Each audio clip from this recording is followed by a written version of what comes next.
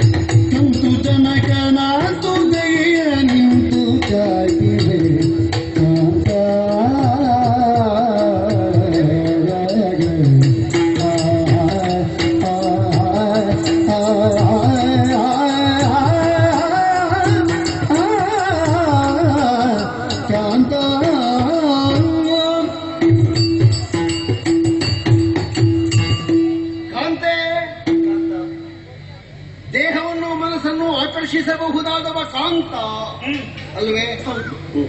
ನೋಡಿದ್ರ ಈಗ ಹೇಗಾಗಿದೆ ಮುಖ? ಸಂತೋಷ ಎನ್ನುವುದು ಸ್ವಲ್ಪ ಸ್ವಲ್ಪ ಸ್ವಲ್ಪ ಸ್ವಲ್ಪ ಪ್ರಕಟ ಆಗ್ತಾ ಉಂಟು. ಕಡಿಮೆ ಆದದ್ದು ಯಾವಾಗ ಅಂತ ಬೇಕಲ್ಲ. ನಾನು ನೋಡುವಾಗ ಒಂದು ನೀರಸವಾಗಿ ಉಂಟು. ನಿಮ್ಮನ್ನು ಮದುವೆಯಾದ ಅಂದಿನಿಂದ ಇಂದಿನವರೆಗೂ ಸಂತೋಷದಿಂದಲೇ ಕಾಲವನ್ನು ಕಳೆಯುತ್ತಾ ಇದ್ದವು. ಯಾವುದಕ್ಕೂ ಕೊರತೆಯನ್ನು ಮಾಡಿದವರಲ್ಲ, ಖಂಡಿತ ಇಲ್ಲ. ನನ್ನ ಮನದಿಂಗಿದ್ದವನ್ನು ಅರಿತು ವ್ಯವಹರಿಸುವವರು, ನನ್ನ ಬದುಕಿಗೆ ಬೆಳಕಾಗಿ ಬಂದವರು ನೀವು. ಆದ್ರೆ ಕೆಲವೊಮ್ಮೆ ಗಂಡನಾದವನು ತಿರುಗಾಟಕ್ಕೆ ಹೋಗುವಾಗ ಅಥವಾ ಕಾರ್ಯಾರ್ಥಿಯಾಗಿ ಹೋಗುವಾಗ ಮನೆಯಲ್ಲೊಬ್ಬಳು ಇದ್ದಾಳೆ ಎನ್ನುವಂತಹ ಯೋಚನೆ ಇರಬೇಕು. ಅದಕ್ಕೆ ನನಗೆ ತಿರುಗಾಟ ಉಂಟು ಅಂತ 4 ಮಕ್ಕಳನ್ನು ನಿನಗೆ ಕೊಟ್ಟೋದು ಸುಮ್ಮನೆ ಹೊತ್ತಲ್ಲ. ನಾನು 4 ರೂಪದಿಂದ ನಮ್ಮ ಮನೆಯಲ್ಲಿದ್ದೇನೆ. ಜನಮೇಜಯ, ಉಗ್ರಸೇನ, ಶ್ರುತಸೇನ, ಭೀಮಸೇನ ಅಂತ 4 ಜನ ಮಕ್ಕಳು ನಿನ್ನ ಒಟ್ಟಿಗೆ ಇದ್ದಾರೆ. ಆದರೆ ನೀವಿಲ್ಲದಿರುವಂತಹ ಆ ಕ್ಷಣವನ್ನೇ ಆಲೋಚನೆ ಮಾಡುವುದಕ್ಕಾಗುವುದಿಲ್ಲ. ಕ್ಷಣವೆಲ್ಲ ಯುಗವಾಗಿ ಪರಿವರ್ತನೆ ಆಗ್ತದೆ ಸ್ವಾಮಿ. ಅದು ಸರಿ. ಆದ್ರೆ ಗಂಡನ ಬಗ್ಗೆ ನೆನಪು ಆಗಾಗ ಅವರು ಇರ್ತಿದ್ರೆ ಏನಾದ್ರೂ ಒಂದು ಹೋಗುವುದಿತ್ತು, ಬರ್ಬೋದಿತ್ತು, ಮಾತಾಡಬಹುದಿತ್ತು. ಮತ್ತೆ ಕ್ಷಣಕ್ಕೆ ಹೊಡೆದ ಯೋಚನೆಗಳೆಲ್ಲ ಗಂಡ ಬರುವಾಗ ಹೇಳಲಿಕ್ಕೆ ನೆನಪಿರ್ತದೆ ಅಂತ ಏನೂ ಇಲ್ಲ. ಗಂಡ ಬರುವಾಗ ಬೇರೆಯೇ ಇರ್ತದೆ. ನಿಮ್ಮಲ್ಲಿ ಕೇಳುದು ಇಷ್ಟು ಸಮಯ ಆಯ್ತಲ್ಲ ಹೋಗಿ. ಹೌದು, ಅಯ್ಯೋ ಕಾರ್ಯಭಾರದ ಮೇಲೆ ಅದು ಮುಗಿದಾದ ಮೇಲೆ ಏನು ಬಂದಿದ್ದೇನೆ ಗೊತ್ತುಂಟ. ಎಷ್ಟು ಬೇಗ ನಿನ್ನನ್ನು ಕಾಣಬೇಕು ಅಂತ. ಇದು ಬಾಡಿದ್ದನ್ನು ಮತ್ತೆ ನಾವು ಬಾಡಿಸಿ ಅದು ಯಾಕೆ? ಮತ್ತೆ ಎಷ್ಟು ಸಮಯ ಆಯ್ತು ದಿಗ್ವಿಜಯಾಕಾಂಕ್ಷಿಯಾಗಿ ಹೋಗಿ ಇವತ್ತು ಬರ್ತೀರಿ ನಾಳೆ ಬರ್ತೀರಿ ಎನ್ನುವ ಹಾಗೆ ಕಾದು ಕಾದು ಕಾದು ಸಾಕಾಗಿ ಹೋಯಿತು. ನನಗೆ ಸ್ವಲ್ಪ ಸ್ವಲ್ಪ ಗೊತ್ತಾಗ್ತದೆ ಏನು ಈ ಪ್ರಸಂಗದಲ್ಲಿ ಯಾಕೆ ನಿನ್ನ ಮುಖ ಮಾಡುವುದು ಅಂತ. ಕೆಲಸ ಕಡಿಮೆ ಅಂತ. ಇಲ್ಲಿ ಎಲ್ಲಾ ಪ್ರಸಂಗದಲ್ಲಿ ಕೆಲಸ ಸಿಗ್ತದೆ ಅಂತ ಏನೂ ಇಲ್ಲ. ಸಮಾಧಾನ ಮಾಡಿಕೊ ಇವತ್ತಿನ ಮಟ್ಟಿಗೆ. ಹಾಗೆ ಅಲ್ಲ, ನಾನು ಎಣಿಸಿದ್ದಪ್ಪ. ಯಾಕೆ ಹಾಗೆ ಆಲೋಚನೆ ಮಾಡುವುದು? ಇದ್ದ ಕೆಲಸ ಚಂದ ಮಾಡುವುದಪ್ಪ. ಇಷ್ಟು ಬೇಕು ಅಷ್ಟು ಬೇಕು ಅಂತ ಯಾಕೆ ಆಸೆ? ಬುದ್ಧಿ ಯಾವಾಗ್ಲೂ ಇದ್ರೆ ಎಷ್ಟು ಪ್ರಸಂಗ ಆಗಬಹುದಿತ್ತು. ಕೆಲವು ಪ್ರಸಂಗ ಹುಡುಕಿ ಇಡ್ಲಿಕ್ಕೆ ಕಷ್ಟ ಆಗ್ಬೋದು ನಮಗೆ. ನಿಮ್ಗೆ ಹಾಗಾಗ್ತದ? ಯಾವಾಗ ಬೇಕಿದ್ರೆ ಹೇಗೆ ಬೇಕಾದ್ರೂ ಆಚೀಚೆ ಮಾಡಬಹುದು. ಅದು ಬರೆಯುವವರು ನಮಗೆ ಬೇಕಾದದ್ದು ನಿಟ್ಟೆ ಬರೀತಾರೆ. ನಮ್ಮದೊಂದು ಕೊರತೆ ಆಗುವುದೇ ಇಲ್ಲ. ಏನು ಕಡಿಮೆ ಅದೆಲ್ಲ ಬೇಡ. ಇದು ದಿಗ್ವಿಜಯಕ್ಕೆ ಹೋದವರು ನೀವು. ಹೌದು, ಹೋದ ಕಾರ್ಯ ಹೇಗಾಯ್ತು ಕೇಳುವಂತಹ ಕುತೂಹಲ ಅದು ಬೇಕಾದ್ರು. ಗಂಡನು ತೀರ್ಚನನು ಪ್ರಚಂಡನು ಹಳಚಿದೆನು, ಪುವನ ಪ್ರಚಂಡನು ಹಳಚಿದೆನು.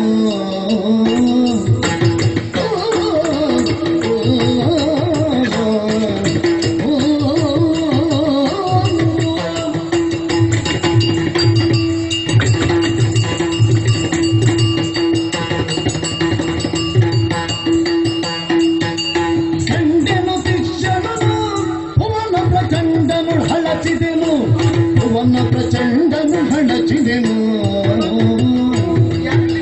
ಭಂಡನ ಬಿಡದೆಯೇ ದಂಡಿಸಿ ಮರಳಿದೆ ಆ ಭಂಡನ ಬಿಡದೆಯೇ ಖಂಡಿಸಿ ಮರಳಿದೆ ಕಂದನ ಭಾಗದಿ ಕಂಡೆಯ ಕುಂದನು ಭಾಮಿನಿ ಸೊರಗಿದೆಲೆ ವಿರಹದ ಹೋಮದಿಗೆ ಬಾಲಿ ವಿರಹದ ಹೋಮದಿಗೆ ಬಾಲಿ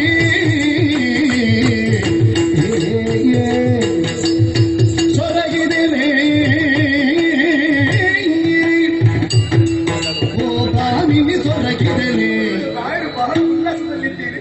ಹಳೆ ಉಲ್ಲಾಸದಲ್ಲಿ ನಾವು ಅಲ್ಲ, ಹಳೆ ನೆನಪಾಯ್ತದೆ ನೋಡು.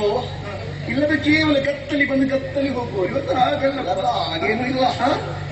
ನಮ್ಮನ್ನು ಬಹಳ ಹಿಂದೆ ನೋಡಿದವರು ಯಾರಾದ್ರೂ ಈಗ ನೋಡುವಾಗ ಹಾಗೆ ಹಾಗೆ ಅಲ್ಲ, ಹಾಗೇನೂ ಇಲ್ಲ. ವಿರಹದ ಬೇರೆ ನಿನ್ನನ್ನು ಮಾತ್ರ ಅಲ್ಲ, ನನ್ನನ್ನು ಅವರಿಸಿದೆ. ಹೌದೇ, ಬ್ರಜಭೂಮಿಯಲ್ಲಿ ಪರಮಾತ್ಮನಾದಂತಹ ಶ್ರೀಕೃಷ್ಣ ನಡೆದಾಡಿದ ಭೂಮಿಯಲ್ಲಿ ಕಾಲ ಕಳೆಯುತ್ತಿರುವಂತಹ ಹೊತ್ತು ವಜ್ರನನ್ನು ಕಂಡೆ. ಅವನಿಗೆ ಬುದ್ಧಿಯ ಮಾತುಗಳನ್ನು ಹೇಳಿದೆ. ಮರಳಿ ಹೊರಡಾಡುವಂತಾಗುವಾಗ ದಿಶ್ಯ ಕಲಿಪುರುಷ ಗರ್ಜಿಸಿ ನನ್ನ ಸಮ್ಮುಖಕ್ಕೆ ಬಂದ. ಮುಂದೆ ಮೊದಲೇ ಏನಾಗಿದ್ದ ಗೊತ್ತಾ? ಏನೋ ಒಂದು ಚಾಂಡಾಲನ ವೇಷವನ್ನು ಮಾಡಿಕೊಂಡು ಒಂದು ಹಸುವಿಗೂ ಒಂದು ಹೋರಿಗೂ ಬಡೀತಾ ಇದ್ದ.